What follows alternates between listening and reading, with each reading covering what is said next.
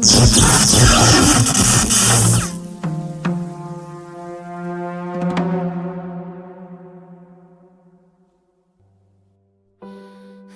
your silk scarf in the bottom drawer.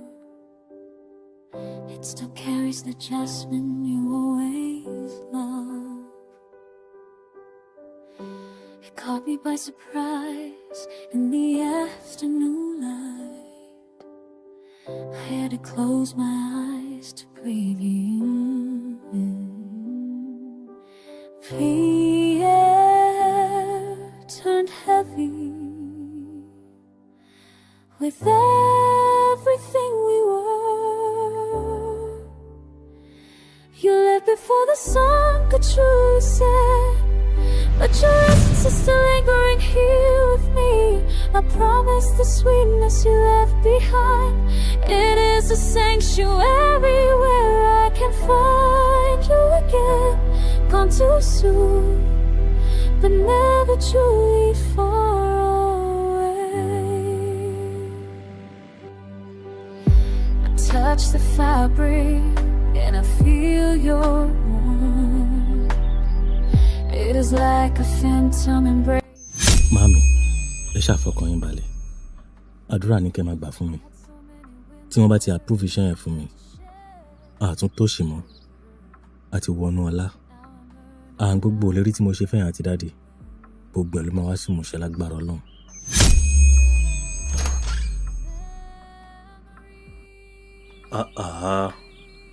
Ìyá Olúwafẹ́mi, kí ló dé tó ń ṣe báyìí? Orí ẹkún yìí ló sì wà. Ìyá Fẹ́mi, dákun, má sunkún mọ́. Má fẹkún sí ara rẹ léṣe. Ẹni ó bá ní tọ́sẹ̀ rẹ̀ yóò dùn wá. Kóun náà mú tiẹ̀ kó lù pa. Kò sì sí òbí náà láyé tí ó gbàdúrà kọ́mọ òun ó kú lójú òun. Dákun, má sunkún mọ́. Bó o bá fẹkún sí ara rẹ léṣe ní ìsìn, bí nǹkan bá tún ṣèwọ, bó o ní ti máa tọ́jú ìyàwó àtọmọ tó fi ilẹ̀. Tó sì mọ̀ pé wọn náà mo fi ń mí. Bó o làgọ́ ọlọ́pàá tẹ́ ẹ lọ, èmi náà wá wí lọ. DPO ní àwọn ò tí lè gbókò fún wa. Wọ́n ní ó ti dọ̀rọ̀ ìjọba. Wọ́n ní ó dìgbà táwọn bá parí ìwádìí táwọn ń ṣe. Èyún táwọn bá mi ní ọ̀pá Fẹ́mi. Torí náà, àwọn ò lè gbókò fún wa. Yóò sì wà ní mọ́ṣúárì. Nígbò gan-an la wá mọ̀ tí wọ́n wá parí ìwádìí wọn báyìí. Owó mọ́ṣúárì wọn ń kọ́, ta ni ó mọ̀ sàn yóò? Wọ́n ní ẹjọ́ ìṣẹ́jọ́ àwa nìkan mọ́ báyìí. Wọ́n ló ti di ẹjọ́ ìjọba. Wọ́n sì ní títí táwọn ìparí iṣẹ́ táwọn ń ṣe, èyí ìwádìí. Wọ́n ní owó mọ́ṣúárì ká má ṣe yọnu. Pẹ̀lẹ́, iṣẹ́ Ọlọ́run kúkú tóbi. A sì mọ bí tí ń ṣiṣẹ́ rẹ̀. Òòjà máa dúpẹ́ lọ́wọ́ Ọlọ́run tó fọmọ ayé. Bí ọba bímọ ń kọ́ kó tó lọ. Fẹ́mi, ó ṣèlérí fún mi, ó lóun rọkọ̀ fún mi. Ọmọ rẹ̀ ó ṣe jù bá ń lọ fún alágbára Ọlọ́run. Ní bẹ́ẹ̀ sì ni ó rí pé òun kọ́lé fáwa méjèèjì. Àní ọmọ aráàrò kan, gbogbo ẹ̀ yọ́ lọ́hùn. Yéwándé kọ́ńtì ẹ̀ àti ẹ̀bùn Olúwa. Ó ti mẹ́bùn lọ léèwé, ó sì lóun yálé kóun tó máa bọ̀ kóun lè mú nǹkan díẹ̀díẹ̀ lọ. Ọ̀dà, kò sí ọ̀nà. Sọ ti wá wá nǹkan jẹ. Wo ẹnu mi ò sí ẹ̀rọ oúnjẹ. Yọ́ lọ. Ǹjẹ́ ń dìde ní ìsìn kí n bọ̀ wá ń tọ́ jẹ.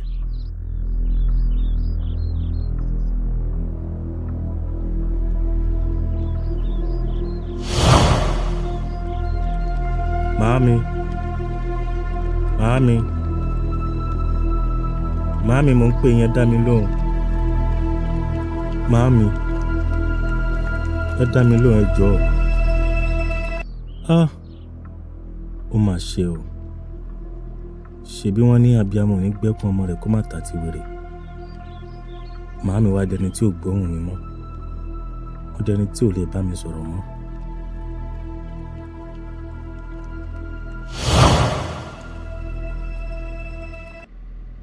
Ẹ̀bùn Olúwa, look at me. It's me, your dad. Eboluwa, can you hear me? Why ti gbogbo wọn wá dá mi lóhùn? Why tán gbọ́ nǹkan tí mò ń sọ? Daddy, I miss you.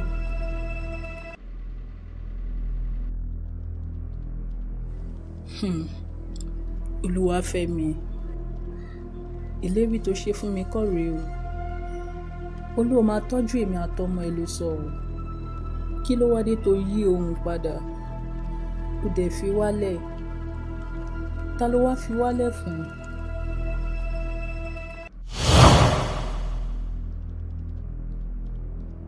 My love, Ifemi, look at me now. Má sunkún mọ́. Gbogbo ìlérí tí mo ṣe ni màá múṣẹ fún ẹ. I'm here. Ifemi, you know I love you.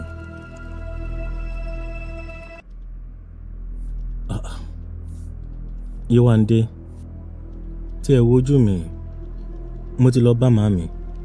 Mo pè wọ́n pé wọn ò dá mi lóhùn. Mo tún lọ bá bàbá mi. Àwọn náà ò gbọ́ nǹkan tí mò ń sọ. Mo tún lọ sí school àwọn ẹ̀bùn. Bóyá ọmọ mi á tiẹ̀ dá mi lóhùn. Mo pe ẹ̀bùn.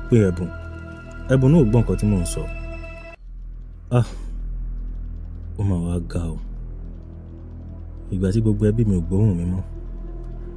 Ta ló wá fẹ́ gbóhùn mi? Ọmọ mélòó gan-an lẹ ti bí? Ọmọ 2, ọkùnrin kan, obìnrin kan. Kí ló ṣẹlẹ̀ sí bàbá àwọn ọmọ yín? Wọ́n ṣaláìsí ní bí ọdún 6 sẹ́yìn. Èèyà, Olúwa tẹ́ wọn sáfẹ́fẹ́ rere. Ẹ ṣé. Iṣẹ́ wo lẹ ń ṣe? Oúnjẹ ni mò ń tà ní Pangrove. Bíi standard restaurant àbí? Bẹ́ẹ̀ ni, a dẹ̀ máa ń ṣe cake and snacks náà. Oh, okay. So tẹ́ bá wá rí ọkùnrin tó lóun ṣetán láti fẹ́ yín sìn, àmọ́ tí kò gbé nínú Èkó, ǹjẹ́ ẹ tiẹ̀ máa consider irú ọkùnrin bẹ́ẹ̀? Rárá o. Màá prefer ẹni tó bá ń gbé l'Ékòó nítorí business ni. Okay, ó dá ń gbà náà. Ẹ jẹ́ ká wò látara àwọn tó máa pè wọlé. So ẹ̀yin handsome and responsible man tó wà nílé tó ń wò wá, mo lérò wípé ẹ ti gbọ́ nǹkan tí Mrs. Ifẹ́dayọ̀ tí wọ́n sọ nípa ara wọn. Ìwọ tó bá mọ̀ wípé o wà responsible tó dẹ̀ nífẹ̀ẹ́ sí nǹkan tó ń rí yìí, tí mo bá sọ fún yín wípé Mrs. Ifẹ́dayọ̀ rẹwà ní ọmọbìnrin, kò sí àfikún tàbí àyọkúrò níbẹ̀, ojú wọn gún régé lóòótọ́. Ẹ̀yin cameraman, ẹ bá mi gbé kámẹ́rà súnmọ́ wọn. Ẹ gbàgbé bẹ́ẹ̀ ṣe ń wò wọ́n lórí tẹlifíṣàn. Ṣèbáwọn ni mò ń wò lẹ́gbẹ̀ẹ́ mi yìí, bí wọ́n ṣe ń túkẹ́ ẹ̀rín músẹ́, bẹ́ẹ̀ lójú wọn tutù bí ẹja odò.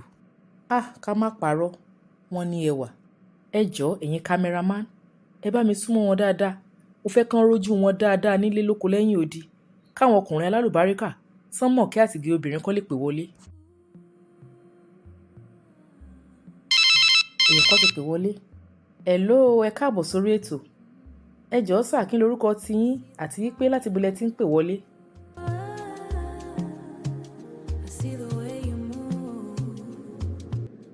Ṣé bí màá ṣe máa gọ́ káàkiri lélẹ̀ báyìí? Mo ti lọ sí bus stop to bus stop. Bóyá máa tiẹ̀ rẹ́ni tó máa gbóhùn mi. Kò sẹ́ni tó gbóhùn mi. Bags and left him in the middle of the storm. Oh, darling, yeah. Oh, darling. Oh, darling.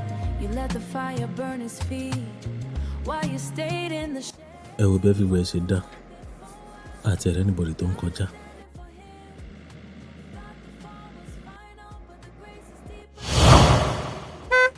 Ìgbélé lè ń lọ báyìí tó dúró lẹ́gbẹ̀ẹ́ bò.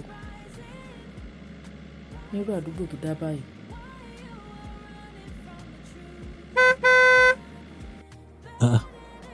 Ṣé mi ló ń tẹ hàn fún ni? Àbí orí mi ni? Hello, side ibo lẹ ń lọ? Tí ẹ bá mind, bóyá kẹ́ ẹ wọlé kí n drop ní roundabout because ibi tí ẹ wà yóò save. Oh, okay, thank you. Lady rí mi o. Ẹ ṣé gan o, sister. Don't mention. Ibi tí mo ti gbé yín yẹn, ibẹ̀ yẹn ò save rárá. Àwọn bad guys yẹn, wọ́n máa ń operate mẹ́yẹn ṣeréṣeré ni. Especially lẹ́gbẹ̀ẹ́ gbótẹ́ dúró sí yẹn. In fact, mo really appreciate yín. It's alright.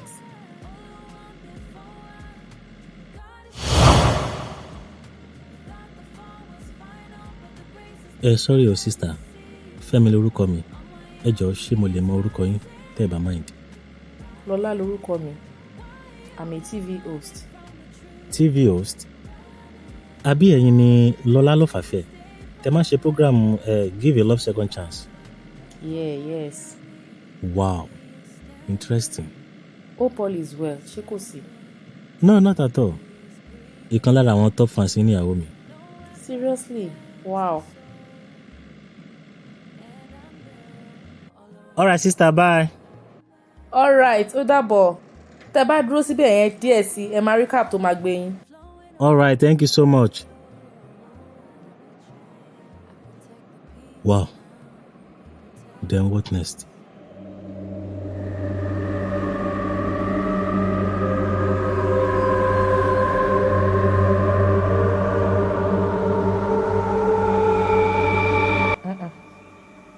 Níbo lariwo tí ń wá?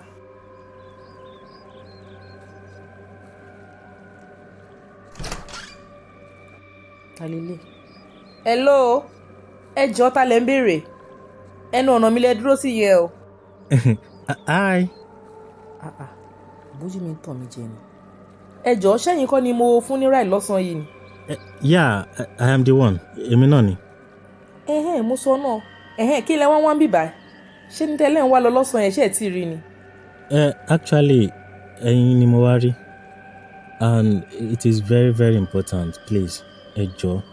Nǹkan tí mo wá rí yín fún wa very, very important. Ẹ fẹ́ rí mi? Ìtì báwo? For what? Ẹ jọ̀ọ́, mo mọ̀ pé tí mọ̀, ẹ kàn ń díbọ̀ ni. I am a ghost. Mi ò kì í ṣe alààyè bíi tiyín mọ́. And mo ti ń gbìyànjú láti bá àwọn ẹbí mi sọ̀rọ̀. Àmọ́ wọn ò gbóhùn mi, wọn ò dẹ̀ rí mi. Gbogbo bí mo ṣe ń gbìyànjú pé kán tiẹ̀ gbọ́ mi, wọn ò gbọ́ mi. Àfẹ́yìn nìkan. Mo dẹ̀ ti rìn káàkiri. Láti bí ọjọ́ díẹ̀ ńsìn mo ti rìn káàkiri. Bóyá máa tiẹ̀ ríyàn kan tó máa gbóhùn mi. But mi ò rẹ́ anybody. Àfẹ́yìn nìkan. Bó tiẹ̀ jẹ́ pé mi mọ̀ ríyàn tẹ́yìn náà jẹ́. Tẹ́ fi ń gbọ́ mi tẹ́ dẹ̀ ń gbóhùn mi. Òkú ni ẹ máa gbà mí. Ghost. Ẹ jọ̀ọ́ kí lẹ wá ń ṣe lọ́dọ̀ tèmi? Ṣé mi mo pa yín ni? Ẹ wo ọ̀gá Adé. Ariwo tẹ́ ń pa yẹn ti pọ̀ jù ó ń disturb mi nínú ilé o. Ó bẹ́tà kó kúrò lẹ́trans mi. Kó tó di pé máa pe èrò lé lórí. Tí bá tiẹ̀ pariwo lè gan wọn lè rí ẹ. Àbí ta ló fẹ́ rí ẹ ń sìn? Wọ́n máa polówó ẹ ti ya wèrè ni. Mò ń bá ẹ sọ lẹ́rọ̀ ń sìn. Kúrò wájú ilé mi. Má yọ mí lẹ́nu. Ẹ jọ̀ọ́ now, star girl. I really need your help. Oh, she shut the door. Can you imagine? Ewo ọmọkùnrin ṣe dáa tó, so ó ti kú náà nìyẹn. Now wow, this life is short ṣá. Why tó ń ṣe báyìí now? Ó dẹ̀ jọ́ kó fi lé mi sílẹ̀ now. Ṣé o fẹ́ káwọn èèyàn máa pè mí wèrè pé mò ń bára mi sọ̀rọ̀ ni? Má yẹ kí n jáde síta wá báyìí o, tí n bá bẹ́ẹ̀ yẹn ò ní láìkẹ́ o. Lola, please, you are my only hope. I beg.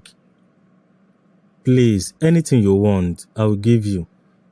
Jọ̀ọ́ torí Ọlọ́run, má jẹ́ kí ajá àwọn ẹbí mi gbé. Jọ̀ọ́, tó bá tiẹ̀ ro ti màámi àti bàámi, jọ̀ọ́ ro ti ìyàwó mi àtọmọ mi. I beg. Star girl, please now. Oníyàwó àtọmọ. Yes, I have a beautiful wife and daughter. Thank you. Ṣáà máa bọ́nú lé ná. Kó tó di pé àwọn èèyàn máa wò pé mo ti ní mental illness. Ó dáná mò ń gbọ́ ẹ́ sìn. Kí ló ṣẹlẹ̀ gangan? Mo ti gbọ́ gbogbo nǹkan tó sọ. Àmọ́ ọ̀nà owó gan ló fẹ́ kí n fi ràn ẹ́ lọ́wọ́. First of all, jẹ́ kí n dúpẹ́ lọ́wọ́ ẹ pé o ti ẹ̀ gbà mí láyè. O dẹ̀ gbà láti ràn mí lọ́wọ́. I really appreciate. Láti bí ọjọ́ méje ni mo ti ń rìn káàkiri, tí mò ń gọ káàkiri. Bí mo ṣe sọ tẹ́lẹ̀, mo ti gbìyànjú láti bá everybody sọ̀rọ̀, but kò sẹ́ni tó gbóhùn mi. Jọ̀ọ́ ṣé òkú máa ń bá láàyè rojọ́ ni? But how did you do it? Báwo ni wọ́n ṣe rí mi? Wò ó, jẹ́ ká fi sórí ibẹ̀ yẹn sílẹ̀ náà. Nǹkan tó gbé wá gan-an ló jẹ́ ká mú gbọ́. Ok, ní nǹkan bí oṣù díẹ̀ sẹ́yìn.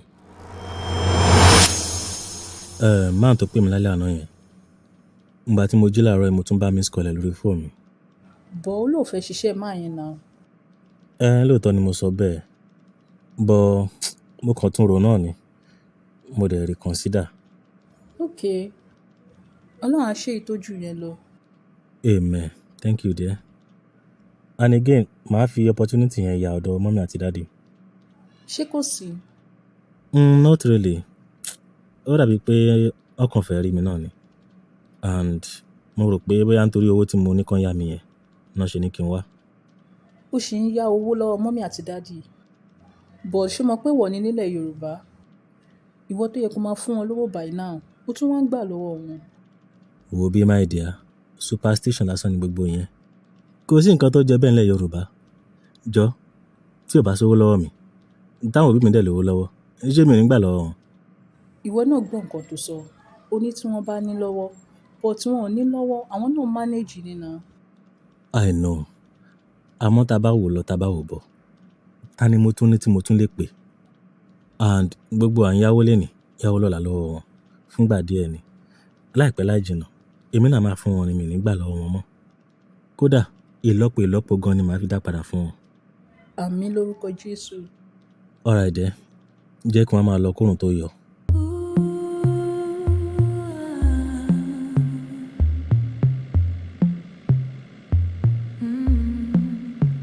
I see the heart of man. Ẹ káàárọ̀ sà. Ẹ máa wọlé o. Láti bo ta lẹ́yìn. Èmi ni electrician tí chief pè lánàá. Tọ́ ni mo máa wá chẹ́ẹ̀kì wáyà tó wà ní generator house yẹn. Hope you are not the one that come here that time. Tó jí gbogbo wáyà lọ́nu lé. Because the way I dey see your face, ojú ẹ fẹ́ jọ olè. Rárá o, mi ò débí rí o. This is my first time o. Ọ̀dọ̀ lójú. Okay. I follow that step. Step tó gbà wá gbà bọ́ọ̀lẹ̀.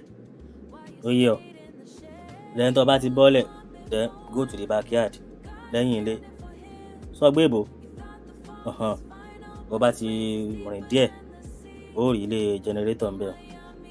Àmọ́ wá arákùnrin. After you don finish your work finish, kó tó máa lọ. You go see me o. Ó rí mi o. Sọ gbọ́ tó ń wò bí lóru. Bọ́ọ̀ bá rí mi, ò ní fara rẹ lọ o. Kí n tún wá rí yín fún kíni sà? Àyìn mo fẹ́ jáde. Bí Fẹ́mi bá dé ní tiẹ̀, sọ fún pé ìhìn lè dúró dè mọ́. Àwọn oníbàárà kan ń bọ̀ wá wo ilẹ̀ bàbá níyì. Àwọn ọmọ fẹ́ lọ pàdé. Bọ́lọ́n bá sì ni wọ́n kó wọlé kí wọ́n ra ilẹ̀. Kọmíṣàn tó bá kan èmi náà. Yín tún bá Fẹ́mi wánú rẹ̀. Yín fi kún èyí tí mo kó fún ọ. Kó bá ń jíṣẹ́ fún bẹ́ẹ̀. Ìdínú tí n lè fi dúró dè mọ́. Tọ́ ó dáa. Ó ń jíṣẹ́ fún gbó bá dé. Ẹ̀yin náà mọ̀ wá pé. Folarin. I'm with you. kí ló ṣẹlẹ̀ gangan? at least tó bá sọ nǹkan tó ṣẹlẹ̀ fún mi á má mọ nǹkan tá a máa ṣe sí i. Bọ̀bọ̀ electrician tó bá a ṣiṣẹ́ yẹn. Òun ló pè mí. Ó ní ọ̀gá òun fẹ́ rí mi. Dẹ̀ mo gbéra mo lọ bọ́gà ẹ̀.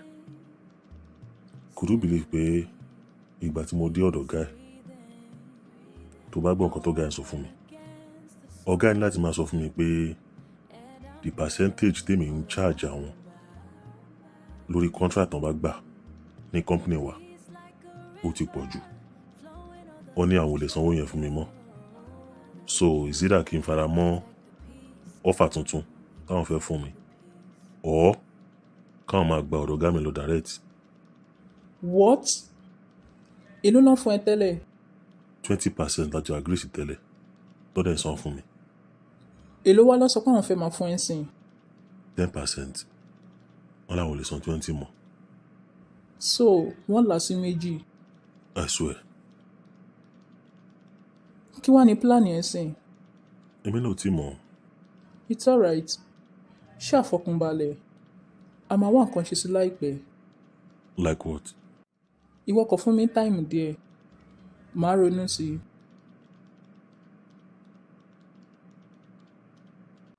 Ẹ wo màmí, iṣẹ́ ló ń jẹ́ ńlé, ebi ń pa mí. bó o wá ní sí ń bọ̀ tẹ̀bà alọ́bẹ̀ ẹ̀gúsí ńlé. Ok, bóyá tá a bá ṣe tán gbà yẹn. ọ̀dà báyìí ní sọ fún ọ pé àwọn ò lè dúró pẹ́ mọ́ wọ́n ti lọ́n ti hàn o. bàbá níyì ó fẹ́ talẹ̀ wọn ó sì ti ní bàá rẹ̀ ní ò bá ń ta. Ok mà, ń bọ̀ ṣé wọ́n rán yín sí mi? ọ̀jẹ́rìí wọ́n ti rán mi sí o. wọ́n ní kí n kógún ẹgbẹ̀rún fún ọ èmi náà sì ti bọ́ fi ẹgbẹ̀rún 5 kún. Ọ̀ọ́ ẹ ṣe mọ́mì. In fact, ìyàwó mi ti ní kò dáa kí n máa gbowó lọ́wọ́ yín. Ó ní kí n má yàwó lọ́wọ́ yín mọ́. Ó ní èmi ló yẹ kí n tún máa fún yín, kò ń ṣe pé kí n tún máa gbà tọwọ́ yín. Ó lè wọ̀ ni nílẹ̀ Yorùbá. wo ọ̀rọ̀ pẹ́ dá ẹni èèyàn bá sùn tì lèèyàn máa ń jarun páálù. ṣèbémi mo bí ọ yìí sáhùn ọ yìí sọ̀dájú ọmọ bọ́ ọ bá ní ọ tọ́jú àwa náà. Ẹ ṣe mà, kẹ̀dẹ̀ bá mi kí dáàdì náà tán bá dé. Ẹ ṣe mo dúpẹ́ mà, ọdún máa pè wọ́n náà tí ń bá délé. Fọlárin, mo dẹ̀rù nǹkan kan o. Kí ni ẹ̀? ọ̀rẹ́ ẹ̀ Fẹ́mi Kí ló ṣe fẹ́ mi? ṣe bí electrician ni ó dẹ̀ ló mọṣẹ́ dáadáa. Yes, but kí ló fẹ́ fàyọ náà tó ń sọ gangan? Mò ń rò ó wáyé tó lè lo ọ̀rẹ́ ẹ̀. Ó mean pé kí n fi Fẹ́mi replace àwọn guys yẹn? Yes now. But ṣebí wọn náà ló ní kí n má fi ibi tí mo ti ń rówó, ibi tí mo ti ń jẹ, kí n má jẹ́ káwọn ọ̀rẹ́ mi mọ̀ bẹ́ẹ̀. Àbò ti gbàgbé ni. Ó ní ayé le, kí n má fi iná tán ẹnì kankan. Mo mọ̀ pé mo sọ bẹ́ẹ̀ but eléyìí yàtọ̀. tó bá fi Fẹ́mi replace àwọn guys yẹn then Fẹ́mi á máa ṣiṣẹ́ fún ẹ but ó ní jẹ́ kó mọ̀ wá dẹ̀ máa ti síbi tó bá wùn ẹ́. Ọ̀rẹ́ mi tímọ́tímọ́ ni Fẹ́mi. Even tí mi ò bá tiẹ̀ fi ibi tí mo ti ń rówó, tí mi ò bá fi hàn, but still mi ò fẹ́ kí nǹkan kan ṣe Fẹ́mi. Mi ò fẹ́ nǹkan tó máa pa lára. Olúwa o ta ló ní kó fi nǹkan ṣe Fẹ́mi sìn? ṣé o mọ̀ pé tó bá wá ọ̀nà tó replace àwọn guys yẹn pẹ̀lú Fẹ́mi wàá máa control department méjì nìyẹn and at the end Fẹ́mi náà máa rówó. Ok, ó dàbí pé nǹkan tó ń sọ ti yé mi. Àmọ́ tí n bá tiẹ̀ wá ọgbọ́n tí mo fi convince ọ̀gá mi tó wá eventually gbà láti replace àwọn guys yẹn pẹ̀lú Fẹ́mi. Fẹ́mi is just a roadside electrician, kò ní register company. Ibi tí mò ń lọ gangan nìyẹn wàá ṣe bí ẹni tó fẹ́ bá gba contract ní company nìyí wàá sọ fún pé o fẹ́ ràn lọ́wọ́ ní pé o fẹ́ bá gba contract lọ́dọ̀ ọ̀gá ẹ̀ wàá dẹ̀ introduce ẹ̀ sọ́gá ẹ̀.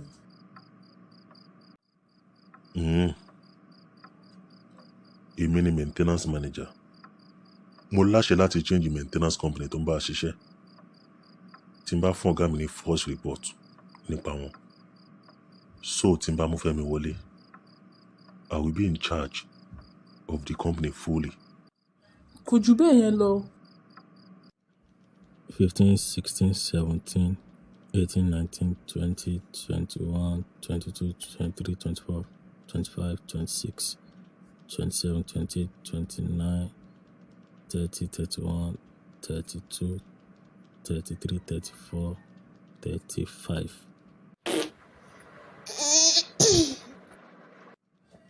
$20, $21, $22, $23, $24, $25, $26, $27, $28, $29, $30, $31, $32, $33, $34, $35.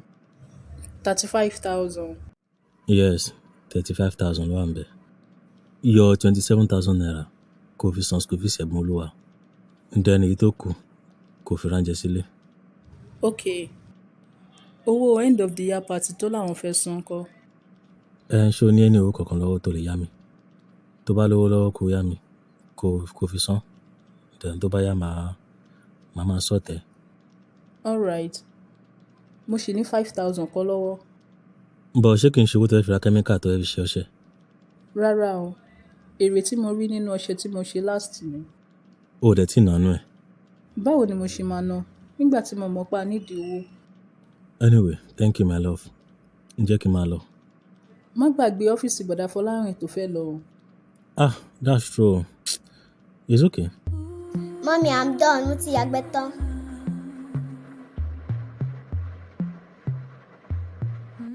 So ọ̀gá, nǹkan tí mo ní kí n ṣàlàyé fún yín nìyẹn, kí n gba approval lọ́wọ́ yín kó tó di pé máa proceed pẹ̀lú plan yẹn sir. If I may ask, kí ni nǹkan tí àwọn company yẹn kí ni wọ́n ṣe gangan, as in what is the issue? Sir, lately sir, mo notice pé àwọn guys yẹn wọ́n ń lo fake material fún iṣẹ́ wa. Ìdí nìyẹn tó jẹ́ pé ọ̀pọ̀lọpọ̀ àwọn iṣẹ́ tó ń bá wa ṣe wọn kì í lò ju 6 months 1 year lọ tó máa fi ní issue. A tún máa wá pè wọ́n padà, wọ́n á tún charge wa again the same amount láti restore kìíní yẹn. So tó bá jẹ́ pé wọ́n lo original materials ni kò ní máa rí bẹ́ẹ̀ sir. And most especially sir, àwọn properties wa tó wà ní most sales locations ọ̀pọ̀lọpọ̀ ìgbà náà máa ń pè mí fún maintenance. So àwọn nǹkan tí ó ti ju 6 months 1 year tá a ṣe lọ wọ́n á tún pè mí, I have to call these guys again kán tún lọ tún ṣe. Wow. Okay, so for how long ló ti notice irú nǹkan bẹ́ẹ̀? Ṣé tán ṣe láti lára àwọn ilé tó wà ní Lẹ́kì yẹn sir. Wow. Then wà tó ti wá pe ọ̀gá wọn kó complain tàbí kó invite manager wọn kó wá síbí báyìí? Because project Magodo tó ń bọ̀, I hope you know, mi ò ní fẹ́ kán ṣe iṣẹ́ rádaràdá síbẹ̀ yẹn o. That is the major reason why tí mo ṣe wá sọ fún yín sin sir, so that mo ń suggest pé bóyá ká replace àwọn people yìí ká wá another competent company tó lè handle iṣẹ́ yẹn sir. Àwọn company tó jẹ́ pé nǹkan tá a bá ní kán ṣe náà máa ṣe, wọ́n máa abide pẹ̀lú rules and regulations wa, wọn ò dẹ̀ ní gbé wa lẹ́nu. And who could that be? Sir, there is this new guy in town táwọn èèyàn sọ̀rọ̀ ń pa ẹ̀ gan, and the guy is actually good sir. A lot of companies don't recommend it sir. Wọ́n dẹ̀ máa ń sọ̀rọ̀ ẹ̀ dáadáa pé the guy is very very good sir, as in extremely good sir. It's alright. If that should be the case, maybe you should invite him over and get to know him well. Then a lè fún ní bóyá bí iṣẹ́ kan kó ṣe fún wa kí yẹn jẹ́ bí test. Bóyá kó mú lọ sí mainland, ìkan lára àwọn properties wa tó wà níbẹ̀, kó jẹ́ kó lọ ṣiṣẹ́ ńbẹ̀. Then from there, wà á lè rí iṣẹ́ báwọn yẹn ṣe ń sọ̀rọ̀ nípa ẹ̀. I will work on that sir, immediately sir.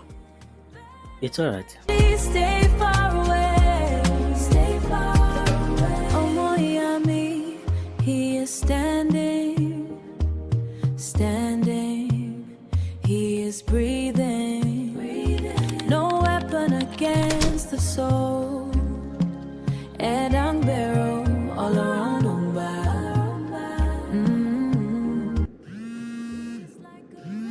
Folarin. Hello Folarin. Femi Alpha, where you dey now? Yẹ kó ti débì.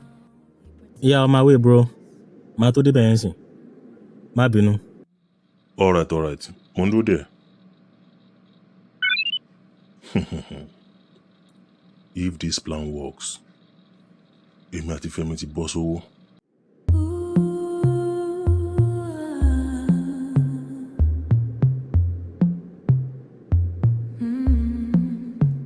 I see the heart of man.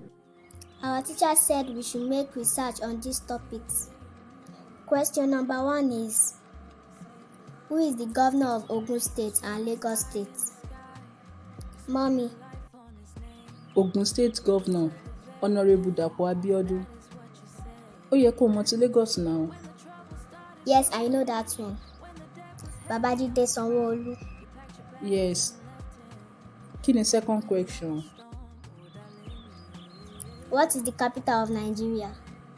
I know that one. It is Abuja. Next question. Differentiate between the president and the governor. I know this one too. Ó yá, answer eléyìí tó bá mọ̀ bẹ́ẹ̀. Eléyìí tó bá mọ̀ kó sọ fún mi. Okay, ma. Ẹlẹ́dàá mi. Wá rán láàánú sọ́kọ mi o. Bá wa dáàbò bò o. Ọ̀rẹ́ mi má bínú pé mo delay ẹ̀. oníṣẹ́ kan tí mo gbà lánàá so òun ni mo sáré lọ ṣe láàárọ̀ ẹ̀. Bẹ̀yẹn dẹ̀ jìnnà díẹ̀ ṣáìdì Òṣòdì ni. Kò sí wàhálà. Sáà ní sùúrù. By the time tí màmá fún ẹ ní good news tó wà nílẹ̀. Mo ń bọ̀ o, fún mi ìṣẹ́jú kan. All right. Ọ́fíìsì yìí fine ṣá. Ẹ̀yin lẹ ń jẹ́ owó lóyìn. Don't worry. This is your time, bro. Oya, check email tí mo send sí ẹ. But jẹ́ kí n sáré brief ẹ ní nǹkan tó wà níbẹ̀ so that a lè yẹ dáadáa. Okay. Àwọn electrical company tó ń bá wa ṣiṣẹ́ wa tó handle project wa àti disengage wọn. And mo bá ọ̀gá mi sọ̀rọ̀ pé ká replace wọn. And when I look around, mo rí pé kò sí ẹni tí mo tún lè pè tó capable tó lè ṣiṣẹ́ yẹn bí mo ṣe fẹ́ tó ju ọ̀rẹ́ mi lọ, which is you. Ìyẹn ló wá mú mi recommend ẹ fọ́gá mi. And guess what? Kí ni yẹn? Ọ̀gá mi ní kí n invite ẹ kí n dẹ̀ interview ẹ. And at the same time, wọ́n ní kí n test ẹ. Àwọn ilé wa kan tó wà ní mainland àní property tó pọ̀ ńbẹ̀ gan. Wọ́n ní kí n mú ẹ lọ síbi kan ńbẹ̀ kó lọ ṣiṣẹ́ ńbẹ̀. Yeah, are you serious? Of course I am. Kí ló ti gbọ́? We have a very huge project coming up soon at Magodo. And according to Ọ̀gá, wọ́n ní tó bá ṣiṣẹ́ mainland yẹn dáadáa, tó handle ẹ̀ dáadáa, tí mo dẹ̀ rí pé ó ṣe dáadáa, wọ́n ní kò sí problem. Ìwọ ló máa handle project Magodo yẹn. And it's about 50 duplex tó wà ní estate yẹn. Guy, you are going to wire the whole estate. Folarin, are you pranking me? Tó bá jẹ́rìí ni, please stop it now. Bro, I'm not joking. But we have a little problem. Kí ni problem yẹn o? Roadside electrician ni ẹ. O ò ní register company. And ìgbà tí mo recommend ẹ fọ́gá mi, mo jẹ́ kó mọ̀ pé you are registered. And a lot of companies ló ti bá ṣiṣẹ́ tán dẹ̀ recommend ẹ tán sọ̀rọ̀ ẹ dáadáa. So ìyẹn nìkan ni problem tó wà nílẹ̀ báyìí. Chai, oh my goodness. So kí ni màá ṣe báyìí? Tí n bá ní kí n bẹ̀rẹ̀ process registration sí, ẹ ṣé kò ní late jù? I have a plan. Mo lè jẹ́ kí registration process yẹn fast. I know who to call. Àmọ́ you have to go home and go through the mail I sent to you first. Lọ check email tí mo send sí ẹ yẹn. Go through ẹ dáadáa. Kó kà. Tó bá agree pẹ̀lú terms and conditions tó wà ńbẹ̀, you can call me. Mo fi ń dá ẹ lójú pé lẹ́sẹ̀kẹsẹ̀ registration process á bẹ̀rẹ̀. Folarin, thank you so much. You're welcome, brother. I don't make am.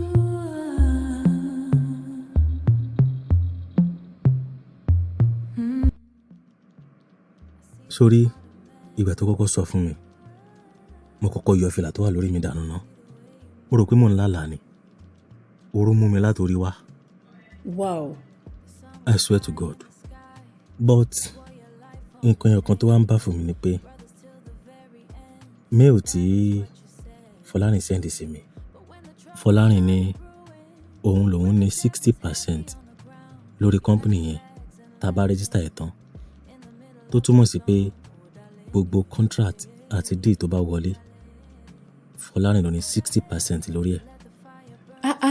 60%? Ìyẹn ti pọ̀ jù náà. Nǹkan tí ò kàn yé mi ni pé ṣé Folarin fẹ́ ràn mí lọ́wọ́ ni àbí ó fẹ́ máa lò mí?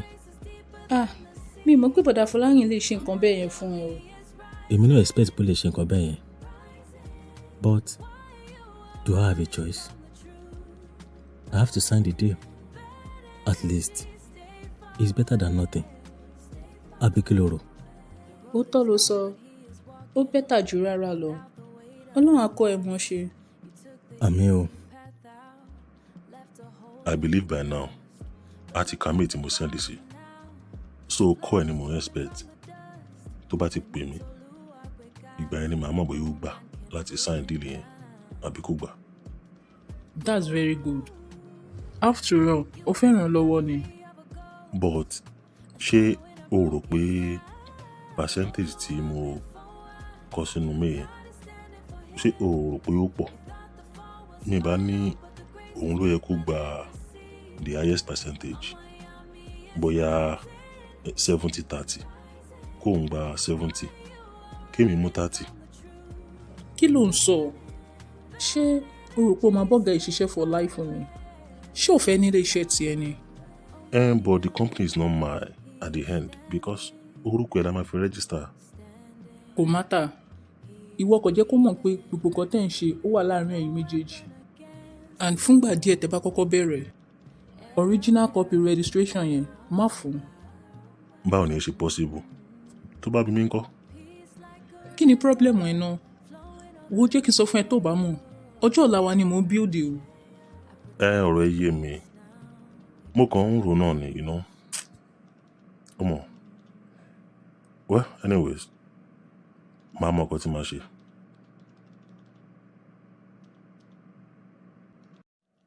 Alpha, ṣé aṣọ tí mo wọ̀ yìí wà okay fún meeting yẹn? Of course, my guy. You look good.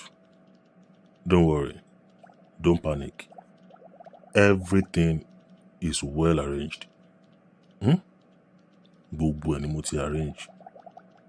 Tí wọ́n bá ti ń béèrè question lọ́wọ́ ẹ̀, mo kọ́ sáà máa dáhùn yes or no. And the little tó bá lè explain. Má jẹ́ kẹ́rù bà ẹ́. And mind you, don't forget, tí ìwà àtọ̀gá bá ríra tẹ́ bá sọ̀rọ̀, má jẹ́ kán mọ̀ pé ọ̀rẹ́ ni wá torí mi ò sọ fún wọn pé mi àti ẹ mọ́ra. Are you serious? Congratulations in advance, bro. Ó ṣe gan Folarin. In fact, mi ò mọ bí màá ṣe dúpẹ́ lọ́wọ́ ẹ̀. I really appreciate this. I got your back.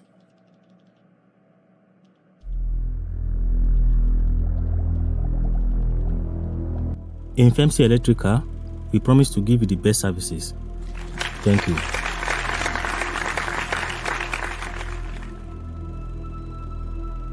Well, you did well, and I like your presentation. So from here, you can see Mr. Folarin, our maintenance manager. He's going to finalize the remaining parts with you. I wish you good luck. Wow!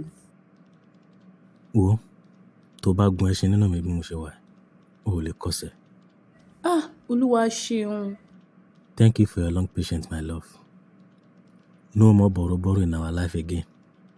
At least, mi ò ní yáwó lọ́wọ́ mọ́mí àti dádì mọ́.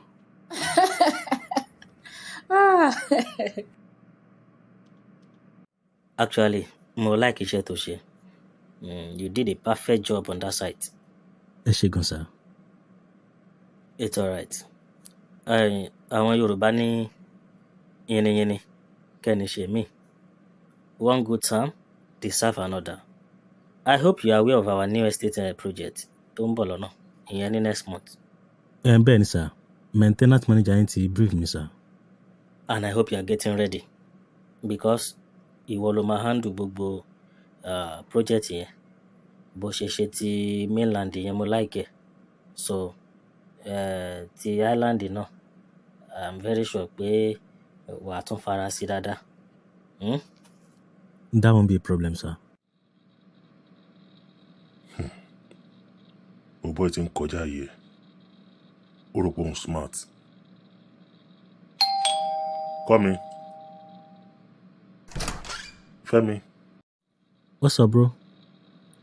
Ojú ẹ yóò rẹ́rìn o. Are you good? Of course, I'm good. Ìwọ náà ni mò ń dúró dè. Ká wá sọ̀rọ̀ nípa bá ṣe máa plan next project. I mean, the Magodo project. Okay. Jókòó, jẹ́ ká sọ̀rọ̀ nípa ẹ̀. Ọ̀gá ẹ̀ mẹ́nu bá ń sìn mo ṣe wà lọ́dọ̀ wọn. And wọ́n appreciate iṣẹ́ tá a ṣe ní mainland yẹn. Yeah, you did a good job. You did a good job. And it's one of those things tá a fẹ́ sọ̀rọ̀ nípa ẹ̀ sìn. All right. You see, bro, let me say you are a genius. And you made me proud. But There is one thing we need to address. Mi ò ní fẹ́ kó stay out of your boundary. Mo fẹ́ kó jẹ́ pé ibi tí n bá ní kó rìn sí ni kó rìn sí. Mi ò ní fẹ́ kó máa lọ rí ọ̀gá mi without notify me or without my consent. So rántí, I am the source. I open and I can close anytime. Èmi ni mo rínú tí mo dẹ̀ rí òde. Folarin, you are sounding like you are threatening me. No, not at all. Má get me wrong. Mi ò threaten ẹ o. Mo kàn gbìyànjú láti call attention ẹ sí àwọn nǹkan tó yẹ kó o mọ̀ ni. But anyways, don't worry. Jẹ́ ká gbàgbé nípa yẹn. Jẹ́ ká focus lórí next project. I believe very soon you will understand me better. I'm sorry, bro. Tó bá rò pé mo ń trespass. But trust me, mi ò mean láti hurt ẹ o láti ṣe nǹkan tó máa bí ẹnu in any ways. It's okay, bro. Jẹ́ ká fi yẹn lẹ̀. Project Magodo yẹn, ó máa tóbi gan. It's a very huge project. And as a contractor and also a friend, mo ní láti advise ẹ because o máa need a lot of money láti execute the contract yẹn. So I don't really know how you plan to do that. But I thought we were in this together. Since you are part of the deal, at least I don't run any. And you even have the upper hand. You have 60% share out of the company. So, taba máa raise fund láti ṣiṣẹ́. I think owó tí ẹ ló yẹ kó pọ̀ jù now. No, bro. It's your company. It's your contract. Ìwọ ló níṣẹ́. My own is to collect my percentage after the job is done. Èmi kàn link ẹ up ni.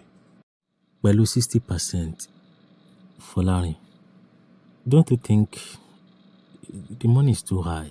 As in, percentage yẹn ti pọ̀ jù. Tó bá rántí dáadáa, ọ̀rẹ́, I disengaged one company just to install you. Wow.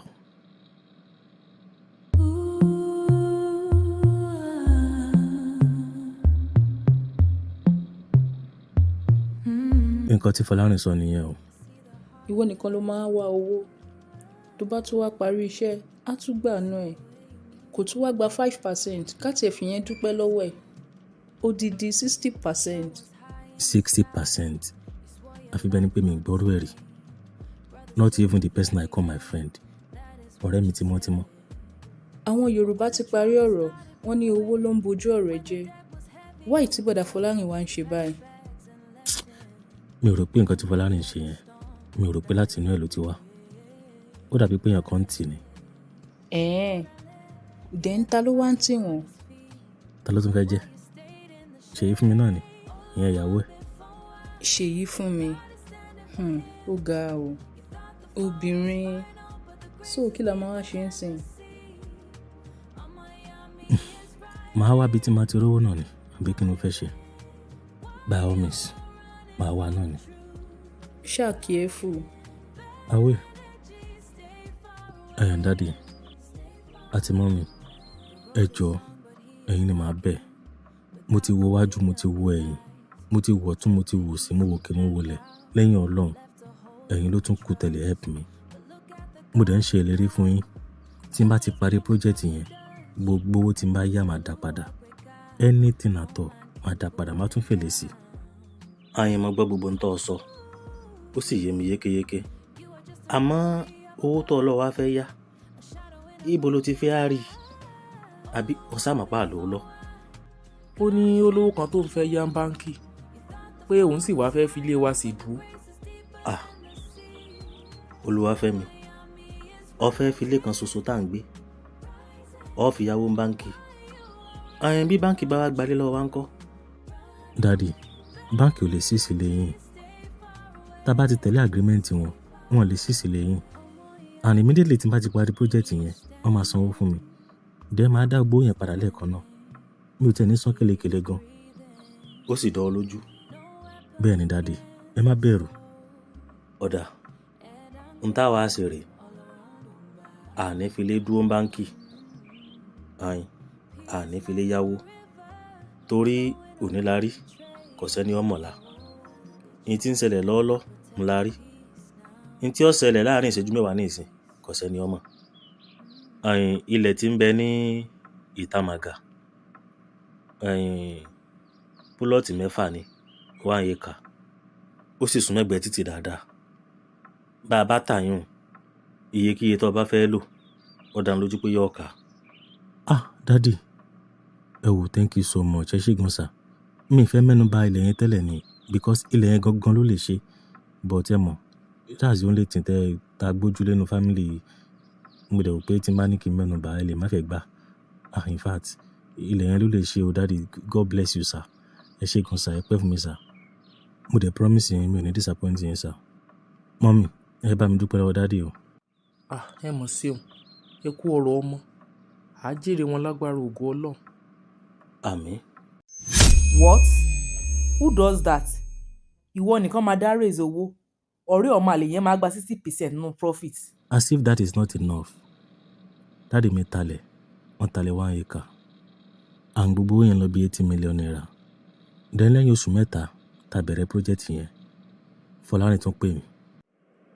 Nǹkan tí mo pè ẹ́ fún kò kí ń ṣe nǹkan tá a lè máa discuss lọ́fíìsì. Okay. Fẹ́mi, ọ̀rọ̀ tí mo fẹ́ bá ẹ sọ yìí mi ò fẹ́ kó get me wrong. It is what it is. Bá ṣe ń ṣe nìyẹn kó tó dé. Okay. Sórí gbogbo materials tó máa lò fún project yẹn màá fẹ́ kó reduce quality ẹ̀. Kó má jẹ́ fake like that but kó má jẹ́ top notch original. Are you with me? Because tó bá lo original material ó máa kówó lọ but tó bá lo bóyá medium fake kó má jẹ́ fake like that a tún máa fi yẹn kó owó jọ sí dáadáa. Folarin ó fẹ́ kí n lo fake material fún iṣẹ́ company ẹ̀ níbi tó ti ń ṣiṣẹ́. Like I said earlier, it is what it is. Bá a ṣe ń ṣe nìyẹn kó tó dé. So do as I say. Wow. Oga o. Folarin, if I should get something clearly. Àkọ́kọ́, ìwọ ni maintenance manager company yìí. Àná ń gba salary gidi. Yàtọ̀ sí àwọn bonuses tó ń san fún yín. Ó tún gba percentage lọ́wọ́ àwọn maintenance company tó máa ń ṣiṣẹ́ tẹ́ bá gbéṣẹ́ fún wọn. Àwọn painter wọ́n sanwó fún ẹ tó bá gbéṣẹ́ fún wọn. Electrical wọ́n sanwó fún ẹ. Plumber wọ́n sanwó fún ẹ. Àti bẹ́ẹ̀ bẹ́ẹ̀ lọ. Then what else do you want, bro? Wo Folarin, you know what? I don't think it will be possible. Mi ò rò pé mo lè ṣe o. I won't be able to do that. I'm sorry, bro. Mi ò ní fẹ́ kó rí mi bí ingrate, bí aláìmoore. Okay. I hear you, bro. Jẹ́ ká bẹ̀rẹ̀ iṣẹ́ ń gbà ẹ́. Èmi kàn rò pé ọ̀nà tá lè gbà láti tún rí owó gidi nìyẹn. And since tó sọ pé o wà interested, kò sí problem. So be it. ṣé tí rí nǹkan tí mò ń sọ fún ẹ sìn èmi mọ̀ páláṣejù làwọn èèyàn ẹni tó pè pé kó wá jẹun ṣorí sìn ó tún fẹ́ dènà oúnjẹ mọ́ ẹ. Kò ń ṣẹjú ẹ̀. Òótọ́ tó mọ̀ sọ yẹn òun náà ló dé mọ́lé tí ò jẹ́ kó ríṣẹ́ látọjọ́ ẹ̀. So now tí mo ti kọ́ bọ́n ṣe ń pẹja ó wá fẹ́ dì mí lọ́wọ́ mú kò fẹ́ kí n rẹ́jà pamọ́. ṣáàfilẹ̀ o má bàa fà á jẹ́ kó parí iṣẹ́ yẹn tán á mọ̀ pé eyín mú ju abẹ lọ. ṣọ́rọ̀ yóò ti máa kọjá nǹkan tá à ń rò báyìí mi ì fẹ́ káàárín ìwà àtọ̀rẹ́ ẹ̀ dàrú o so that kò ní máa rí ẹ bí aláìmoore. Nǹkan tí mo sọ fún náà nìyẹn. Mo ní kó má rí mi bí aláìmoore. But tá bá ní ká wọ̀rọ̀ yìí dáadáa. Folarin gangan ni aláìmoore. Pẹ̀lú gbogbo bí ọ̀gá ẹ̀ ṣe trust ẹ̀ tó. Àti gbogbo percentage tó tún gbà lọ́wọ́ àwọn tó bá gbéṣẹ́ fún. Síbẹ̀síbẹ̀ ó tún fẹ́ máa control everything. Kí ló tún fẹ́? Why is he behaving like that? In fact bọ̀dà Folarin jọ mí lójú o ṣáàjọ ṣe jẹ́jẹ́ pẹ̀lú wọn. Mi ò rí bí ẹni pé ó ràn mí lọ́wọ́ àtọ́. because lójú tèmi ó dàbí ẹni pé ó ń lò mí ni kò wá fẹ́ kí n mọ̀. Wálé jẹ́ kí n wo wáyà yẹn. Okay, má worry, continue. Mo rò pé àwọn wáyà kékeré yẹn ni mi fẹ́ kó lo kékeré yẹn síbẹ̀ yẹn àwọn ńlá yẹn ló máa wá okay. Ọ̀gá ó dẹ̀ lọ́rọ̀ kan tí mo fẹ́ sọ fún yín o. Kí ni yẹn? Àná tí Mr. Folarin tán wá sí site tán wá wò wá. Okay. Mo ń gbọ́ tán pèèyàn kan tán sọ fẹ́ nìyẹn pé ṣé táwọn bá gbéṣẹ́ fún ṣé ó máa ṣe dáadáa, ṣé nǹkan táwọn bá ní kó ṣe ṣé ó máa gbọ́rọ̀ sáwọn lẹ́nu. Bí mo ṣe wá gbọ́rọ̀ yẹn mo ṣàfọgbọ́n mo fi súnmọ́ wọn díẹ̀ bọ̀ wọn ò rí mi, so mo wá gbọ́ wọn dáadáa. Mo wá rí i pé Mr. Folarin wọ́n ń gbìyànjú àti dá yín dúró lẹ́nu iṣẹ́. Wọ́n fẹ́ fi ẹlòmíì rọ́pò ọ̀tá yín sà. Mi ò dẹ̀ mọ̀ nǹkan tẹ́ ṣe fún wọn tán fi rò pé bóyá káwọn replace yín. Bọ́ mo wò pé tí má ní kí n sọ fún yín láti àná mi mọ bí ẹ ṣe máa feel, mi mọ bí ẹ ṣe máa gbé sára ló jẹ́ kí n má sọ, but ọkàn mi ò gbà. That's why tí mo ṣe ní kí n kúkú sọ fún yín lẹ́ẹ̀kan náà sà. Folarin plan láti replace mi. Bẹ́ẹ̀ ni sà. Alright, máa ṣiṣẹ́ lọ ṣe. Thank you. Èèyàn máa burú o. Folarin fẹ́ replace èmi náà nítorí personal interest títara ẹ̀ torí owó. Yes. Then lẹ́yìn tá a parí project yẹn tó di àsìkò tó máa sanwó fún wa, company ti approve iṣẹ́ wọ́n dẹ̀ ti approve payment mi, but Folarin kọ̀ ó lóun ò ní sanwó. What? Ó ya wèrè ni torí kí ni? Ó ní owó tó yẹ ká make nínú fake material tóun ní pé ká lò tí mo kọ̀ tá a lò. Ó ní òun máa ṣe estimation gbogbo ẹ̀ òun dẹ̀ máa yọ gbogbo ẹ̀ pátápátá ní owó yẹn. Ìgbà yẹn gangan ni wàhálà wa bẹ̀rẹ̀ láàrin mi àti ẹ̀. Folarin. Fẹ́mi. Mi ò wá síbí láti wá bá ẹ ṣeré àbí láti wá bá ẹ ṣe àwàdà. And do I look like I'm joking with you either? Look, I don't care if you want to replace me or not. Just give me my money. That is all I want. Original document ẹ̀dà ló fi gba contract tó o bá ti lè provide ẹ̀ kò sí wàhálà wàá rówó ẹ̀ àmọ́ tó o bá ti rí I'm sorry bro, you have to dance to my tune. Nǹkan tí n bá lù fún ẹ ni kò jó sí. Folarin sórí ẹ ti dàrú ni. Kí ló ń sọ lẹ́nu tó ń dùn mọ́ ẹ lẹ́nu yìí náà? Why are you so selfish? So títorí owó ló ṣe keep original document from me láti jọjọ́ ẹ̀ tó kọ̀ tó kó lẹ̀. That is what we call business, bro. Wow, ó ti wá yé mi dáadáa. Now I know who you really are. Ó dàbí pé ọ̀gá ẹ̀ ló máa ṣètò ọ̀rọ̀ yìí.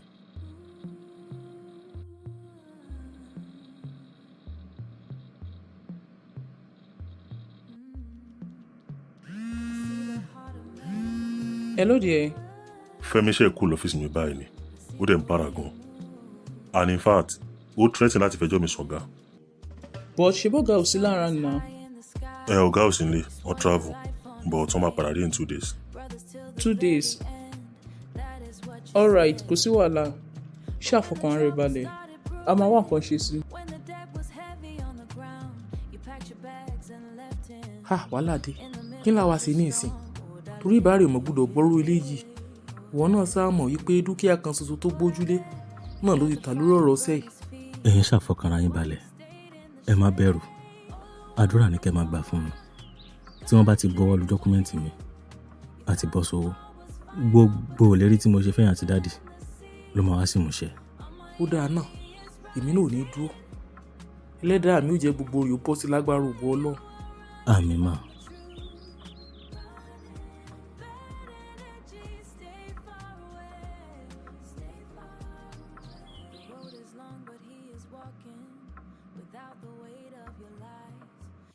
So ìgbà tí mo jókòó tí mo ro the whole thing mo ṣáà realize pé a nídìí gbogbo ilé. We are both matured and a ti ń bá ọ̀rẹ́ wa bọ̀ ilẹ̀ ta sí. A gbọ́dọ̀ jẹ́ kó jẹ́ pé ọ̀rọ̀ owó lásánlásán ló máa tú wa ká.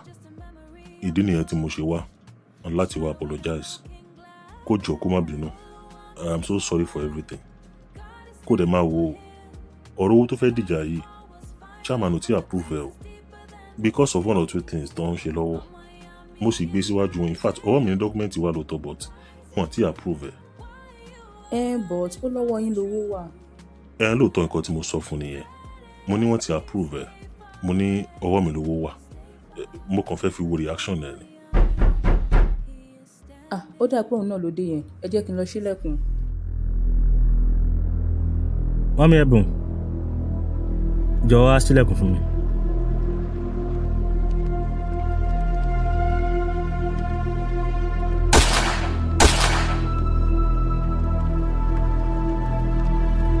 A fi ń dá yín lójú pé a máa ṣiṣẹ́ wa bí iṣẹ́ and láìpẹ́ láì jìnnà wọ́n máa tẹ ọ̀daràn náà. Ẹ wo DPO, ẹ jọ̀ọ́ torí Ọlọ́run, ọwọ́ gbọ́dọ̀ tẹ ọ̀daràn yẹn o because I was there. Ilé ẹ̀ ni mo wà tí gbogbo nǹkan tó ṣẹlẹ̀ yìí fi ṣẹlẹ̀. In fact èmi àti ìyàwó ẹ̀ a jọ jókòó sí pálọ̀ à ń sọ̀rọ̀ lọ́wọ́ ni. Òun ni mo wá lọlé bọ̀ mi ò bá.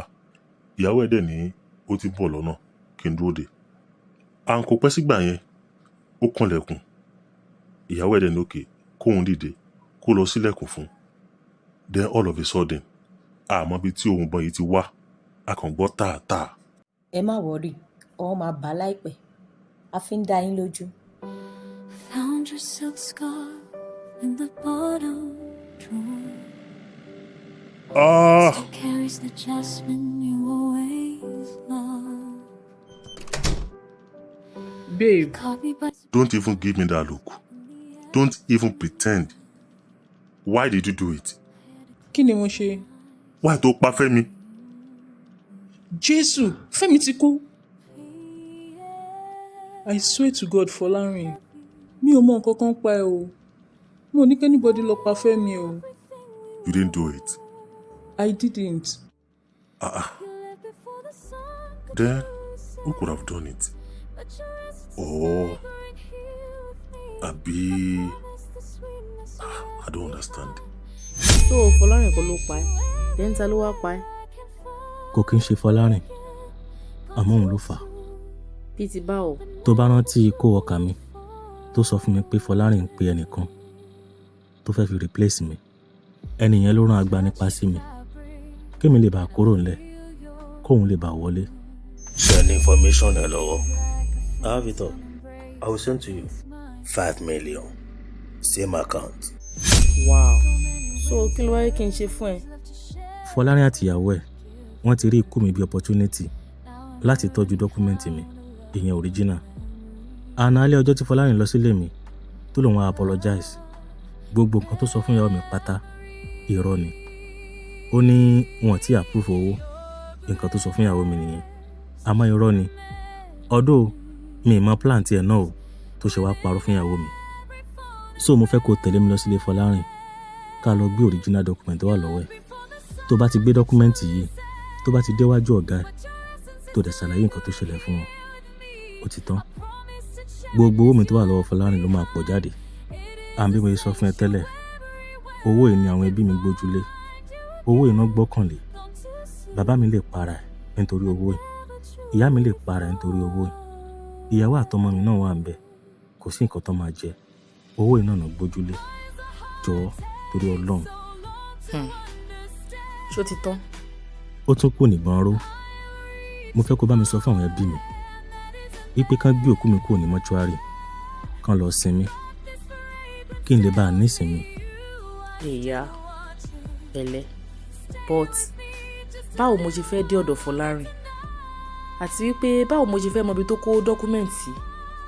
Màá mú ẹ lọ síbẹ̀, màá fi ibi tó wà hàn ẹ́.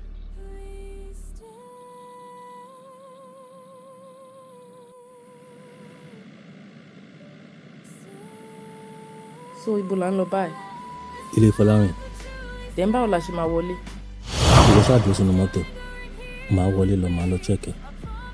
Folarin àti jáde by now a ti lọ bí iṣẹ́ but ìyàwó ẹ̀yìn ni mi ò bóyá máa wà lé torí kò ṣiṣẹ́ kankan gbogbo délẹ̀ ni. Can you imagine? Olè àfàjù. Ó mọ ọkùnrin kọ́ bọ́ ṣe ń jalè àmọ́ kò mọṣẹ́ ṣe.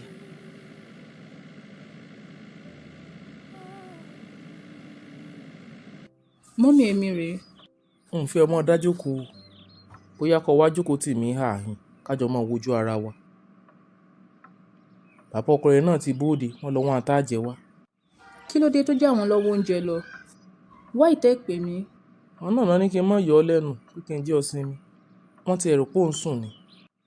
bó o lọ ti wá fẹ́ rìnrìn rẹ báyìí ṣọ́ọ̀ṣì lọ mẹ́bùn wálé lónìí. Ẹ wo, ẹ jẹ́ kí ẹ̀bùn ṣì wà pẹ̀lú àǹtí mi. Wọ́n máa tọ́jú ẹ̀. Àbíṣẹ́ mi ìsì ẹ̀ ni. Tẹ bá mọ̀ pé fẹ́ rí kí iná bá yín mu wá. ọmọ pópin ọ̀sẹ̀ láwà ẹ́ mo fi rò pé bóyá ọ lọ mú wálé bọ́ bá mọ̀ pé ó rẹra tọ̀ nílé lọ́mú lónìí ń gbó bá dọ̀la ó lè lọ́mú. All right ma. Màá lọ bá yín mu wá láàárọ̀ ọ̀la. sí èsì pọ̀ tún ń ronú èyí yé wá ń dé. ìwọ náà mọ̀ pé bàbá ọkọ rẹ ò gbọdọ̀ dé kán tó ń bọ́ ọ lórí ìrònú o. ìwọ náà sáà ti rí mi báyìí mo ti ń sara gírí o. Mo ń gbìyànjú. Bó ṣe ń wá náà ni ò yé mi. ṣáàdúró sínú mọ́tò jẹ́ kí n wọlé lọ kí n lọ check wọn. All right. Àwọn ènìyàn ní kàṣà a kàn ń para wá ń pakúpa nítorí owó torí greediness wọn ti ẹ̀rú kó bóyá ó ní family wọ́n kàn wé ti láìpẹ́ bẹ́ẹ̀ yẹn. jẹ́ kí n tètè máa lọ ó ní èèyàn kan tí mo fẹ́ lọ pàdé lọ́fíìsì and again so rántí àwọn ọlọ́pàá ṣì ń ṣe ìwádìí lórí ọ̀rọ̀ Fẹ́mi in case tó ń bá wá sílé tó náà fẹ́ wá search abeg fi ara balẹ̀ pẹ̀lú wọn don't do anyhow with them o ṣùgbọ́n. Mo ti gbọ́. But dọ́kúmẹ́ǹtì yẹn kọ́. Táwọn ọlọ́pàá bá wá síbí báyìí tó bá lọ rí ńkọ́. You think I'm daft? Mo ti gbé kúrò nílé mo ti lọ tọ́jú ẹ̀ sí ọ́fíìsì. Owó wa ńkọ́. ìyẹn náà wà lọ́wọ́ mi then mo ti pe account officer mi mo ní kó hold on kó má ti ṣe any transfer mi ò fẹ́ káwọn ọlọ́pàá yẹn trace ẹni owó kankan lákàntì mi or company account Fẹ́mi for now. But owó yẹn ṣáà save. Very safe and secure. Can you imagine? wọ́n tún ń jètè lórí owó mi.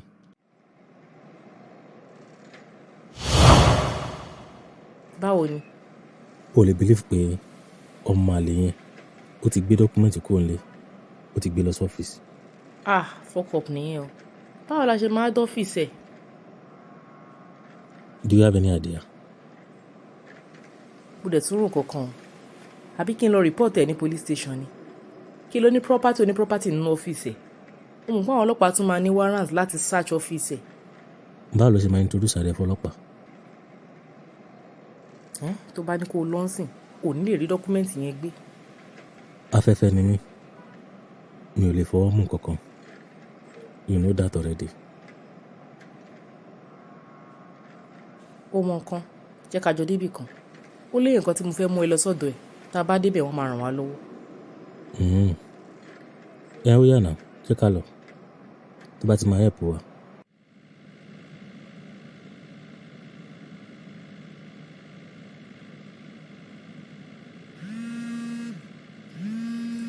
Hello, Mr. Adams.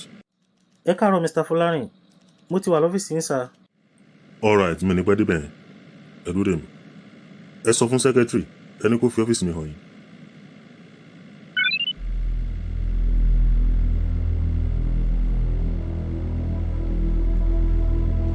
ọ̀nà kan tẹ́ ẹ lè gbé gbà àfẹ́ẹ̀rí là á lò. Àfẹ́ẹ̀rí bẹ́ẹ̀ ni ọmọ mi. ẹ bá ti láfẹ́ẹ̀rí gbogbo bí ó bá wù yín lọ́kàn pé ẹ fẹ́ wọ̀lẹ́ wọ̀ kò sì sẹ́ni tó lè rí yín àfẹnibá lójú inú. Yes ìyẹn dáa. ìyẹn wà òkè ma a ti ṣe tán. àmọ́ kí ló wà ń bẹ o báfẹ́ẹ̀rí bá ń bẹ lára rẹ o gbọ́dọ̀ bọ́kùnrin ṣe nǹkan kan o. kò sí wàhálà ń pa yẹn kò sẹ́ni tó fẹ́ bá ṣe nǹkan kan náà tẹ́lẹ̀. ṣé o bó ṣe wà ó o ò ní ẹni tó ń bẹ ọ́ọ̀lì ẹ́ńjìnì. ṣé yẹn ló bá wà bí? No vex. ìyá ẹ̀là mo ti ṣe tán. ó dá ń gbà náà ó yá máa wí tẹ̀lé mi pé báfẹ́fẹ́ bá fẹ́ á kangi oko lára. báfẹ́fẹ́ bá fẹ́ á kangi oko lára. tẹ́fùfù bá fẹ́ á migi oko làùlàù. bẹ́ẹ̀fùfù bá fẹ́ á migi oko làùlàù. ẹ̀múùmú tó ní kán rí òun là á rí. ẹ̀múùmú tó ní ká rí òun là á rí. èyí tá a bá rí bàìbàì ní í wò. èyí tá a bá rí bàìbàì ní í wò. ó yá tẹjú mọ́ mi kó o wò mí rí. o lè mọ́ ọ lọ báwọn bọ́ ọ bá ti wá parí gbogbo nǹkan tẹ́ ẹ fẹ́ ṣe rí i dájú pé o padà wá bá mi o torí agbára tí mo fi sí ọ láà kò gbúdọ̀ kọjá ọjọ́ 7 ń bẹ o. òkè ìyá ẹ̀là tá a bá ti ṣe tán kété ni màá padà wá rí yín. ọmọ ó dáa kéèyàn jára ẹ o. àwọn Yorùbá ní bí tẹnìkan ò bá bàjẹ́ tẹnìkan ò lè dá. 200M kò ń ṣe ọmọdé owó. kọ́lọ̀ ń bá wa fọ̀run kẹ́fẹ́ mi. Mr. Adams, ẹ kún fúnra ẹ̀. In fact, you are a man. I mean, you are a real man. Mr. Folarin, nǹkan tẹ̀ ń sọ yé mi o. Àbá okú ò ní farapamọ́ fẹ́ni tó máa wẹ̀ ẹ́ Mr. Adams. Mo mọ̀ pé ẹ̀yin lẹ wà nídìí ọ̀rọ̀ tó rò fi ń ké. ìdí nìyẹn tí mo fi sọ pé you are a man. àwọn méjì wà ní ọ́fíìsì Folarin. I think you should hold your phone so that a lè rẹ́kọ̀dù nǹkan tó bá ń sọ. ẹ̀yìn náà tún dá ń gbà yẹn jẹ́ kí n mú fóònù mi dání. ṣé ò ní tẹ̀lé mi lọ ni? ajọ́ ń lọ ni. ok tẹ bá insist. àwọn Yorùbá ní ẹnikẹ́ni tàbí ohunkóhun tí ó bá fẹ́ dí wa lọ́nà oúnjẹ wa ká mú kúrò lọ́nà. ìgbà tẹ pè mí tẹ sọ̀rọ̀ máa yẹn fún mi ìyẹn Mr. Fẹ́mi ẹni kí n wá nǹkan ṣe sí tí n bá fẹ́ gba kọ́ńtrátì jáde látọ̀dọ̀ yín ìyẹn ló jẹ́ kí n wá nǹkan ṣe sí gẹ́gẹ́ bẹ́ẹ̀ ṣe sọ. àmọ́ ìgbà tí mo rò sọ́tún tí mo wò sósì mo rí i pé ọ̀nà tó yá láti tètè mú kúrò lọ́nà òun ni kí n rán èèyàn kan sí kán bá mi yanjú ẹ̀. Mr. Adams, honestly mo kàn fẹ́ gbọ́ látẹnu yín ni ẹ bá ti má ṣètò yẹn. ìgbà tí mo pè yín yẹn nǹkan tí mò ń gbìyànjú àti sọ fún yín ni wípé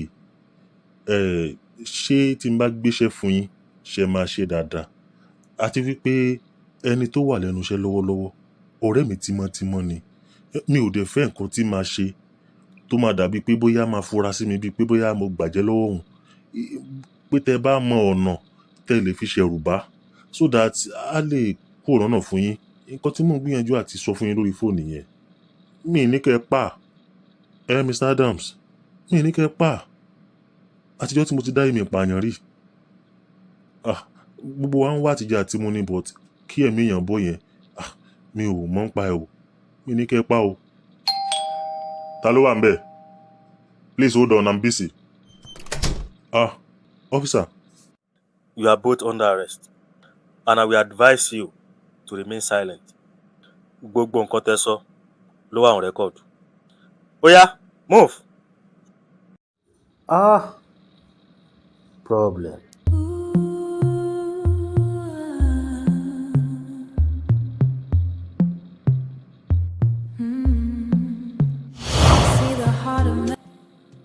Ta ló pọlọ́pàá?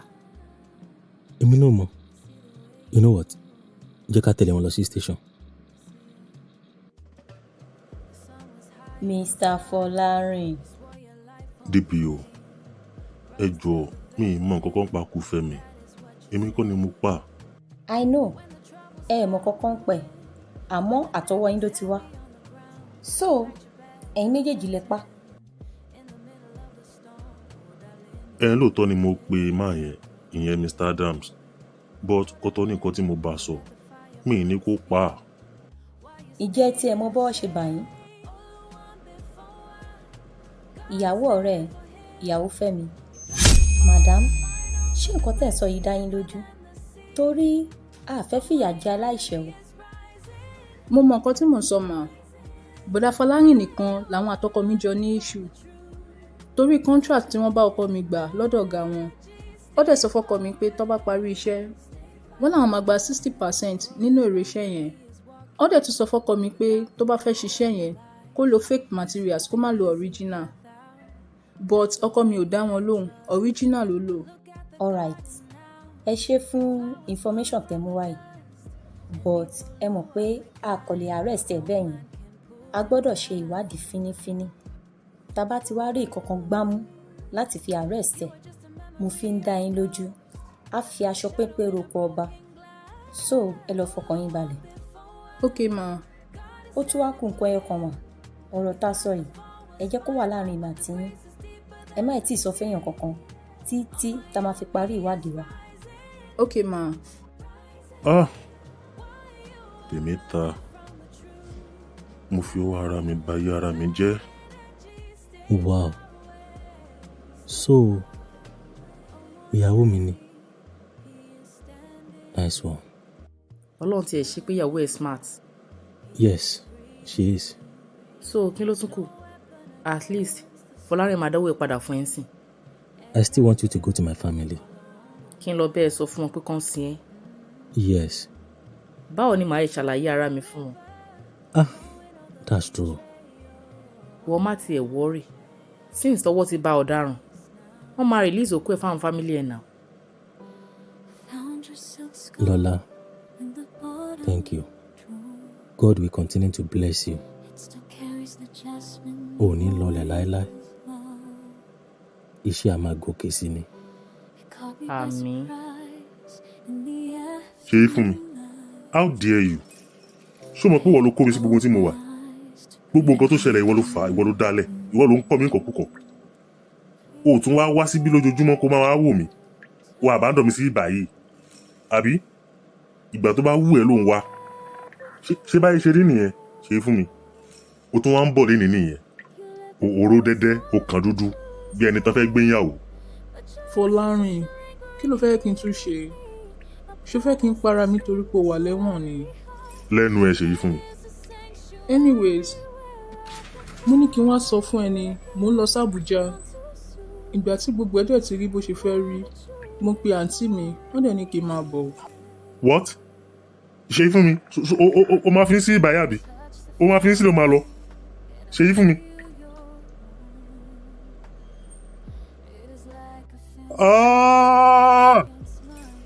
Wà á láyé, mò ń pariwo.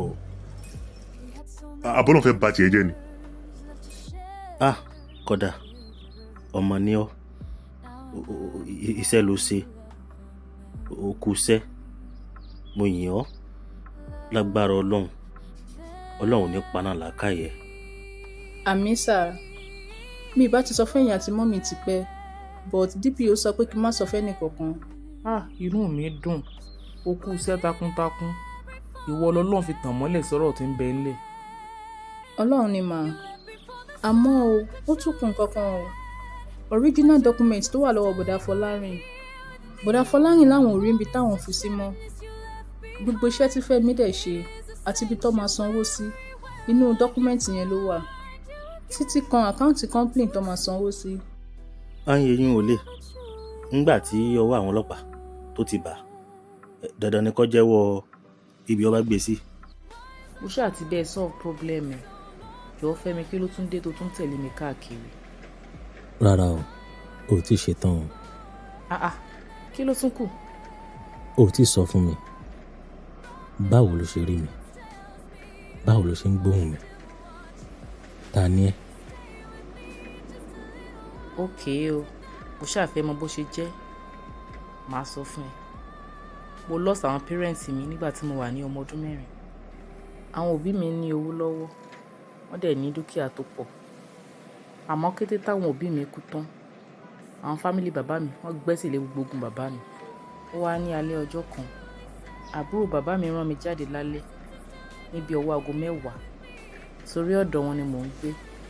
Nínú ilé popsi mi o. Oye tó bí ọmọ ọdún 11 sí 12 ńgbà yẹn. So lálẹ́ ọjọ́ yẹn àwọn ọkùnrin méjì ọ̀tọ̀ọ̀tọ̀ wọ́n fipá bá mi lájọṣepọ̀. Ọpẹ́lọpẹ́ ìyá arúgbó kan, àwọn náà gbà mí kalẹ̀ lálẹ́ ọjọ́ tí mò ń sọ yìí. Ìyá ọjọ́ yẹn àwọn ni ìyá ẹ̀là tí mo mú ẹ lọ bá. I see. So lálẹ́ ọjọ́ yẹn mo ṣàlàyé gbogbo nǹkan tó ṣẹlẹ̀ fún wọn. Láti ìgbà yẹn náà tí máa ń dáàbò bò mí kúrò nínú ewu. Kò dẹ̀ sẹ́dọ̀ Ọlọ́run kankan tó mọ ibi tí wọ́n ń gbé.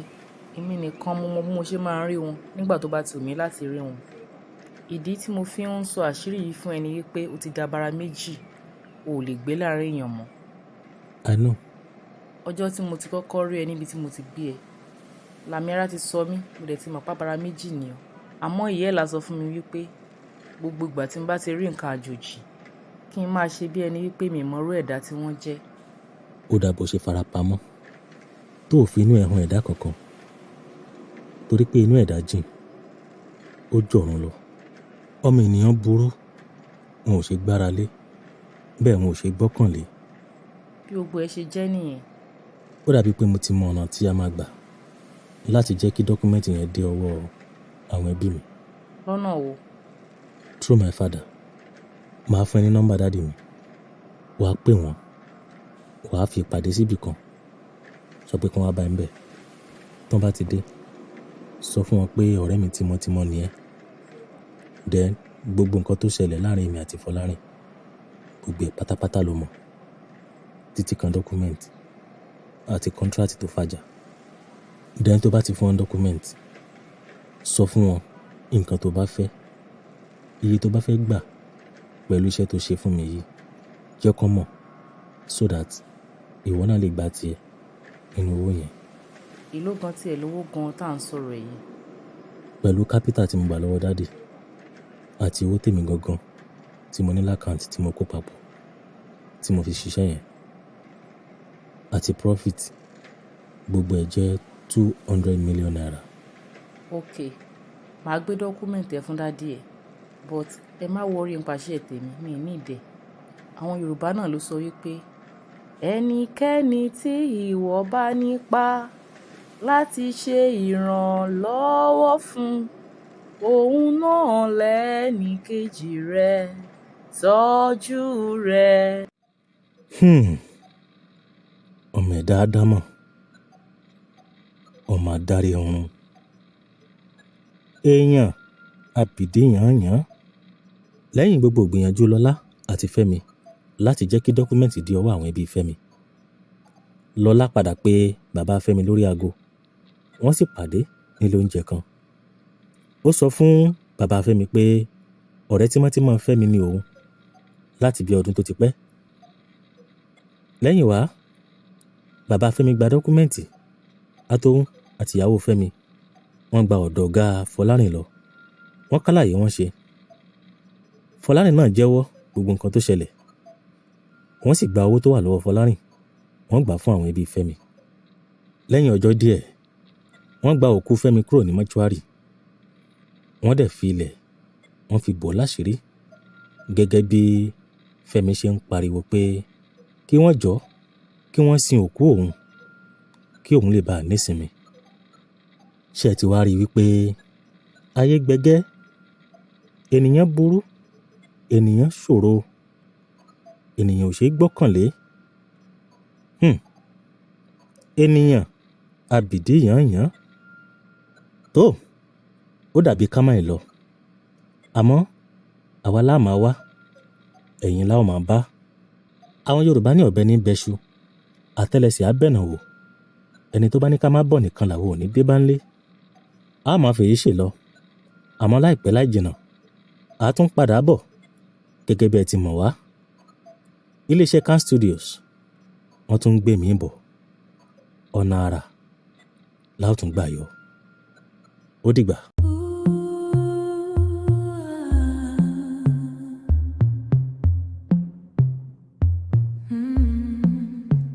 I see the heart of man. I see the way you move. I see it. The sun was high in the sky. You swore your life on his name. Brothers till the very end. That is what you said. But when the trouble started brewing, When the debt was heavy on the ground, you packed your bags and left him in the middle of the storm. Oh, darling, yeah.